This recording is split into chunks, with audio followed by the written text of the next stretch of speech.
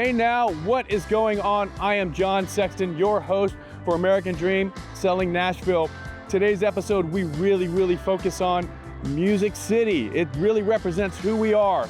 We are downtown at Southern Ground Studios, which is owned by Zac Brown himself. Today, we're gonna go inside. We're gonna get an inside scoop. We're gonna do a private tour from one of the members of the Zac Brown Band, who just happens to be a good friend of mine. Let's go meet him.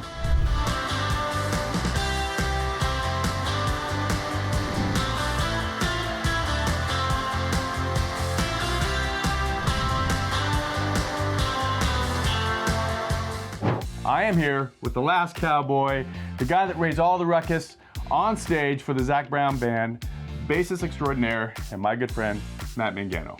How you doing, buddy? Good to see you. Good to see you. This place is unbelievable.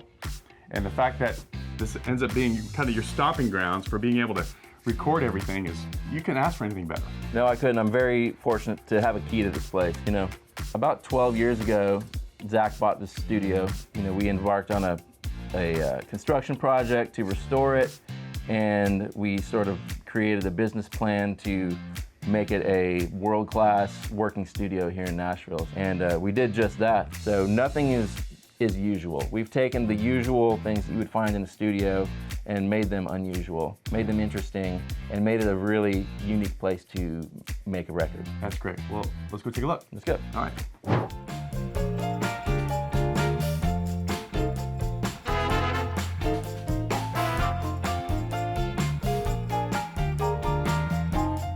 Here we are in the tracking room for Southern Ground Nashville, and it's just this is my favorite studio in Nashville. There's so many little details all throughout this building that really make it unique. It originally started out as a church built around the turn of the century, and it stayed a church until the mid-60s when it was converted to a recording studio. One unique thing about this room is the floors. The floors are all made of wood that came from Taylor guitars. It's a custom design.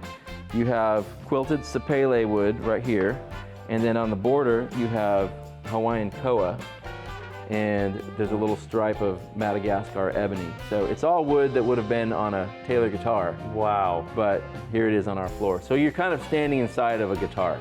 All of the guitar cases were painted by a local Nashville artist named James Willis, and these were commissioned by Zac.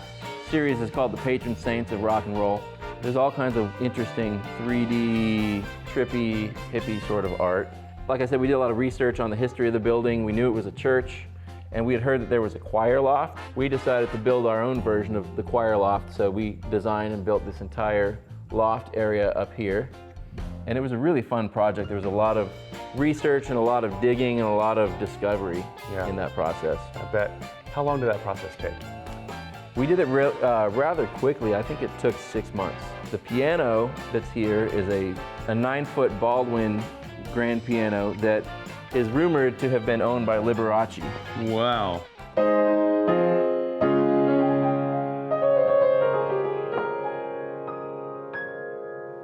It's really nice.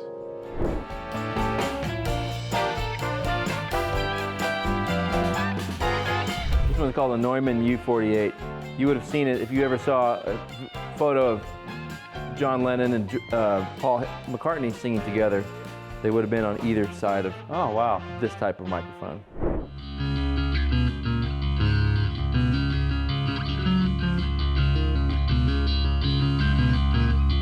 All right, so here we are in the tape library, and all of these tapes that you see here were shoved in a closet. We found them covered in debris and sort of disrepair.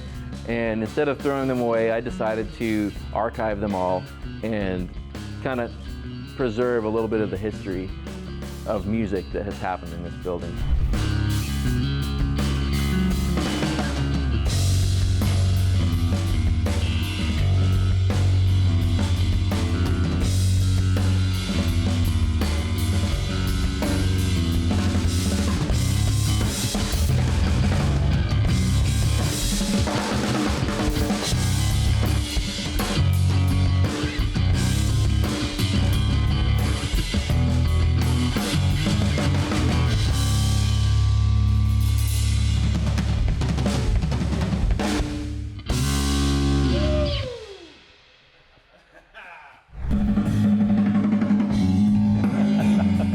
Good Phil. Hey man, thanks a lot. Hey, Matt Mangano, thank you so much. Thank you. Zac Brown, Southern Ground Studio. I had so much fun, and I hope you enjoyed it as much as I did.